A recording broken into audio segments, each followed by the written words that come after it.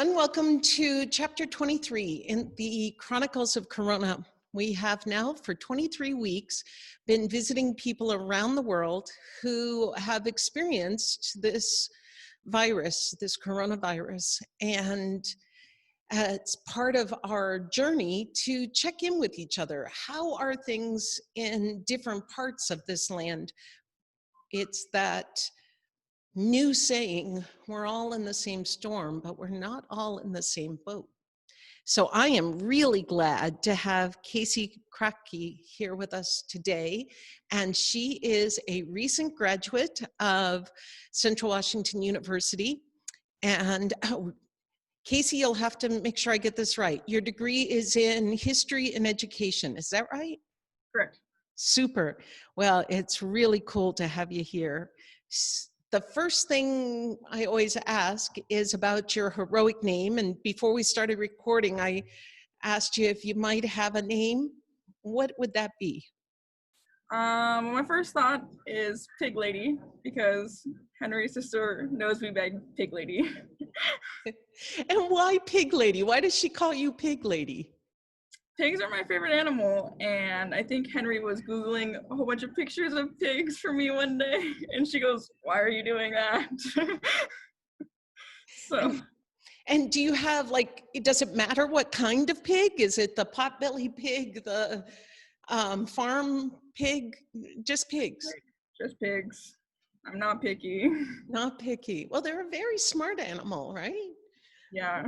We used to have pigs when I lived on the farm, and they were super smart and would frequently get away and run away. And where we lived, they'd run out through the woods and end up on this road like 10 miles away. Mm-hmm. We only had pigs for 2 years. They were smarter than my family, so too much for us. Yeah. So, Kacy, how are things in the land of Corona where you are? Well, I've been in Spokane since March. Essentially, spring break was my end of Ellensburg experience for college. So I did spring quarter online, like everybody else did for Central. And then I also started working full time during that, so I could help my family pay bills, because at that time my sister had lost her job, or she couldn't work because she has asthma. So I picked up a job to help while she couldn't work, and then I've just been working ever since. So through spring quarter, doing classes, and then through summer not doing classes, I've also been working. So I feel pretty lucky to have a job during the coronavirus, especially because so many people don't have jobs right now. So. What was graduation like? We had an online commencement for the honors college. So essentially we just did like a Zoom graduation. Chris and Anne took turns calling out names, and we had a couple of guest speakers. It was interesting, to say the least. I had a nice little setup behind me like I do now. Yeah. Yeah, and then the actual university, all they did was like a 10-minute video, and it didn't even have everybody's names in it. Yeah, it was, and people's names are spelled wrong. It was a huge no. mess. So how embarrassing. Yeah, no one was happy with it. Yeah. But the university has been like saying that they're more than welcome, for people who graduated in 2020 are more than welcome to join the 21 commencement. But it's a thought. It's just, it doesn't mean as much, because it's an afterthought. Yeah. Did you get your diploma through the mail? How did you get your? Well, with my student teaching, I haven't actually graduated from the university. I just graduated from the honors college. So Chris did send my honors college diploma through the mail. But yeah, I think typically we just get our diplomas in the mail regardless. Yeah. So what's your plans for this coming year? Well, for fall, I'm student teaching. I'm student teaching at a high school in Yakima. But since everything's online, I'm staying in Spokane to student teach, and I'm just doing like live Google Meets with the students, and essentially just giving a whole bunch of online assignments, because that's the way that their district is going. Outside of that, I don't know. So you're doing student teaching by Google meetings with one-to-one? Is it like tutoring sessions? Is it homework? What are these sessions like? I'm not sure what they're gonna look like because my mentor teacher, he's pretty convinced that students aren't gonna want to sit in front of a camera for 2 hours. And I agree, like that doesn't sound like a whole lot of fun just staring at someone for 2 hours. Um, Otherwise it's gonna be we have like a 2 hours block for each period, and then we do have like individual office hours. So if students do need one-on-one time, they can come to that. Otherwise, it's just instruction via video chat. Yeah, and how many students do you know? I don't actually. That's a good question. And will it be history? Will you be teaching history? Yep, I'm teaching world history and IB world history, which is just like an honors version of world history.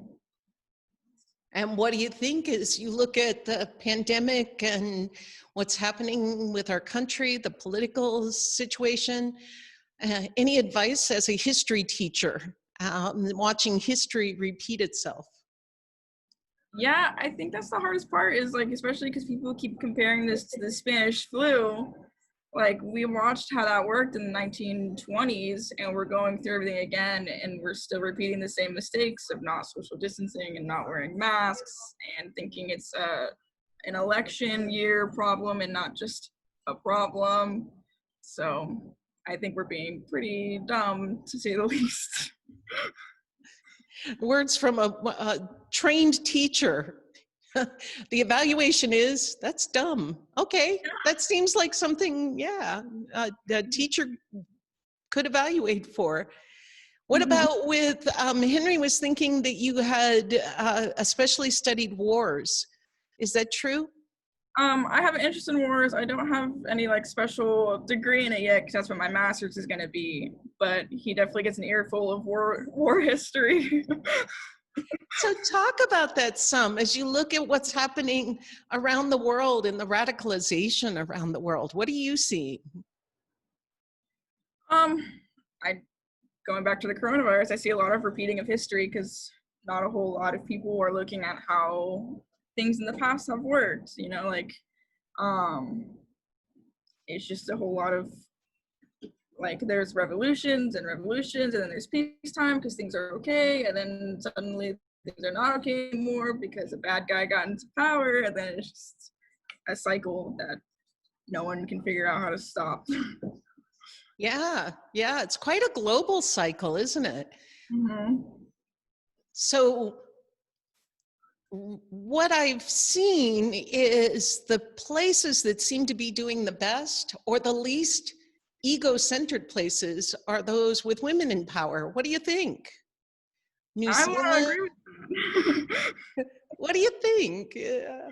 I think historically men have been the problem, but that's a pretty what's it called, cynical view. But I think it's just like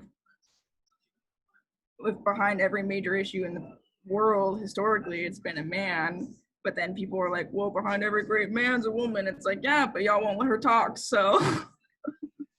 Well, and there certainly have been women in history who are an embarrassment and Oh, definitely. despots too. But currently, it seems like the majority of the responsible voices seem to be a lot of women of color, as Mm-hmm. well as just women in leadership. And they are such a minority that it really stands out. I think it's a powerful like thing for women of color to be in very powerful situation or like positions, because it's like nothing that they've really been able to do before and be able to do it fully. Like if they were in a position of power, they were always held back in that position of power. So I think with our current movements like Black Lives Matter and just general like progressiveness, they're able to go full power and make that change that we need to see, like even in the world. And like we're finally getting that message of, yes, these things need to change and we need to quit holding people back. People that we need to hold back should be held back. Yeah, right. So you've registered to vote for sure. Yeah, Definitely. Yes. definitely. Definitely. So what about Yakima? What do you know about the town of Yakima, and how does that affect how you plan to interact with the students there? Well, I was lucky enough to get placed in the high school where I had previously done observations, so I kind of know the environment of it. It's definitely like a majority Hispanic population, which I went to Rogers and Hilliard, so I'm pretty used to a diverse group of students, but it's different when you're the one teaching them and not just being students with them. And it's very, for me, a fine line to touch, but like, I'm going to teach you history relevant to your heritage versus I'm going to white explain your history, if that makes sense. Yeah. So I don't want to like be like, oh, I know everything because I studied history, when in reality, like I don't, and their history through their ancestry could be much different than what I'm teaching them. I have to acknowledge that. I have to acknowledge that as a white educator too, I have biases towards history of all sorts, especially in the way that we learn it, is always white people dominant. So I think it's going to be interesting. And then especially with the socioeconomic status, because not everybody can afford to learn remotely. So I think it's great. Yakima District has been like giving their students laptops and equipment that they need so they can learn remotely. So it's a process. Yeah. Yeah. Now, what about language? Do you have other languages? Do you have Spanish? um, I'm sure we do have multilingual students. I don't speak any other language outside of English, which is a major downfall as an educator. But I do know that I think they tried to group them a little better this year because it's a lot harder to reach individual students online than it is in person. So I think if they try to do, I think they try to do ESL students a majority in one class, so that way they have an ESL teacher and a regular teacher. I believe that's how it went. So Well, and COVID's been on the rise down in Yakima. We have so many of our farm workers who are feeding us and risking their lives to feed us, and are experiencing a higher rate, or they were. Is that still true? Do you know? Is Yakima still having a high rate of COVID? I'm not sure how their rates are doing. I looked a lot over the summer just so I could see how my chances of moving to Ellensburg would be for student teaching. Right. But I think the last time I looked, they were starting to get down. It's not as bad with all like the government regulations to wear masks and stuff, but with all the farm workers, like you said, like it's hard to wear a mask and social distance when you're doing a whole bunch of physical labor, and it's such an important job that you can't just not do it. Right. I've been thinking about them today because the heat here in Spokane is 98 degrees. I would guess Yakima is much hotter. People Oh out in the field in this heat, oh my gosh. Yeah, it's a tough place to be on yeah. all kinds of levels. Now, the reason I was asking though is I'm wondering, do you know if maybe if the virus gets down below a certain level, is there a chance that you will be in the classroom for January? Possibly, and that's ultimately the goal. But I don't know if it would be like as starting as a teacher for that winter to spring or just like as a sub. I'd be content either way, but it'd just be interesting to see how all that would work. Um, just because like I know how other like, or I've seen how other schools are doing it with like the masks and the social distancing and limiting how many people can be in a class together. It's just, I don't think it's really realistic. It's going to be really interesting when the classrooms do open back up because the students will be at so many different levels.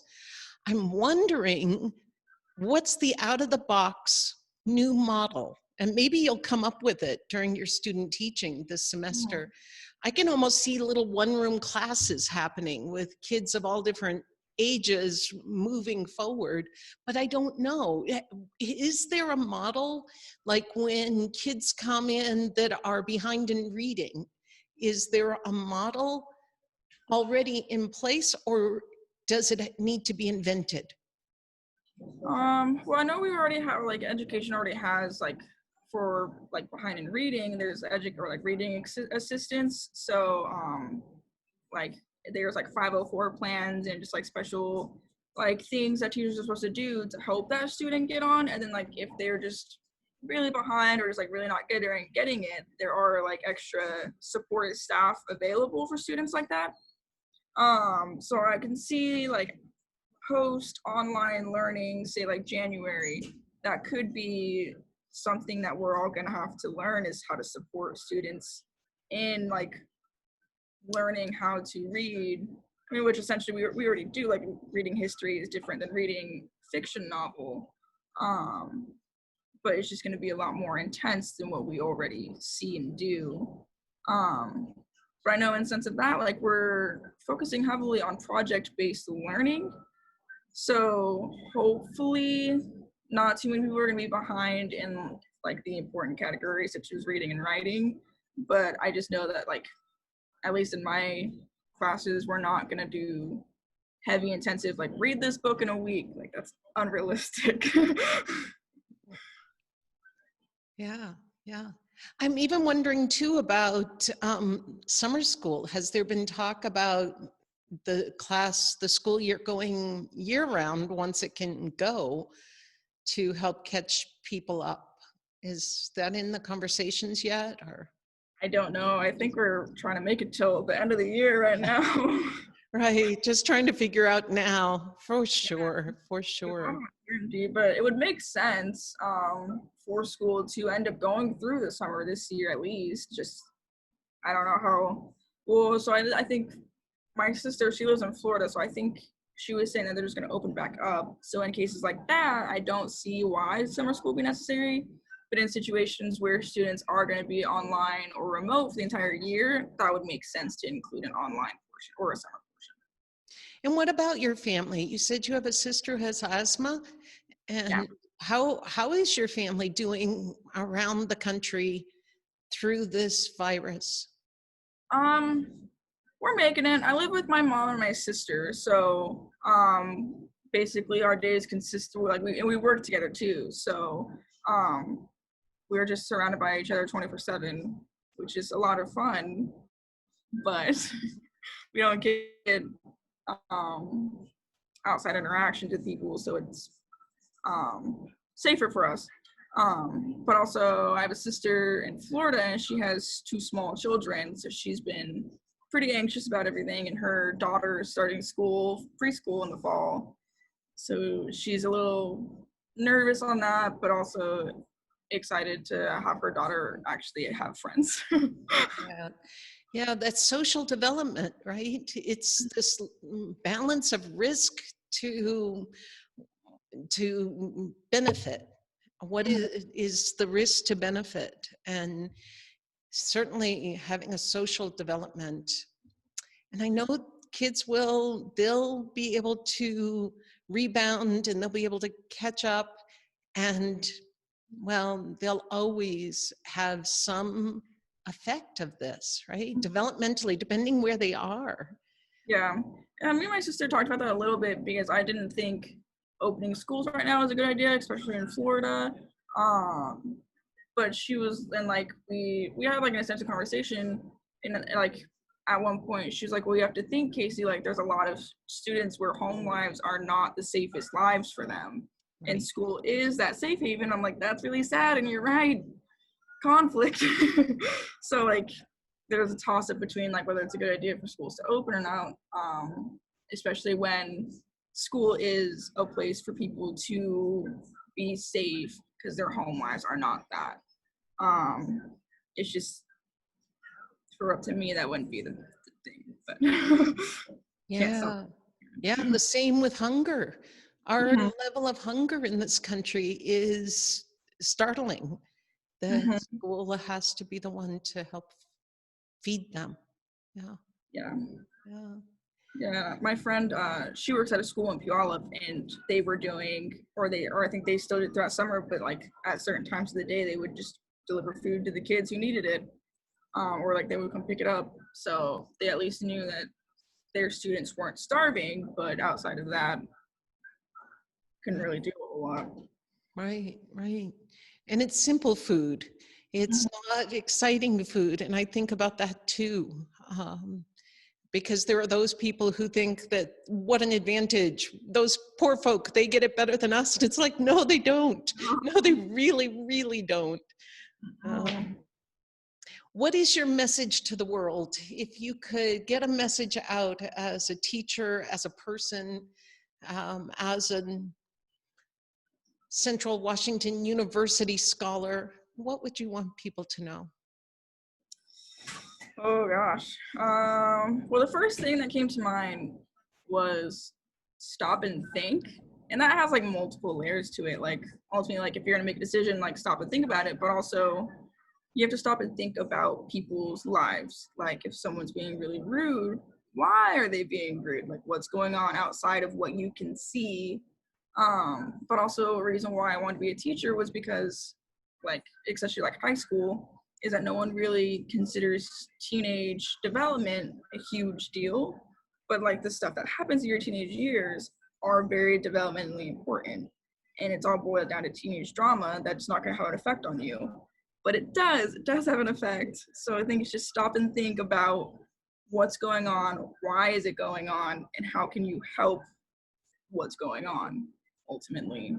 Very glad to have our student teacher, our Central Washington University student with a degree in history and education, a student teacher to be in Yakima remotely in this wild and crazy world of Corona. So thank you, Kacy. Good to have you with us. So until next time, all peace and good be with you, wherever you are in the land of Corona. And however small or big or tossed about your little boat is, may that peace that passes understanding somehow keep you afloat through all of this. Again, until next time, bye-bye.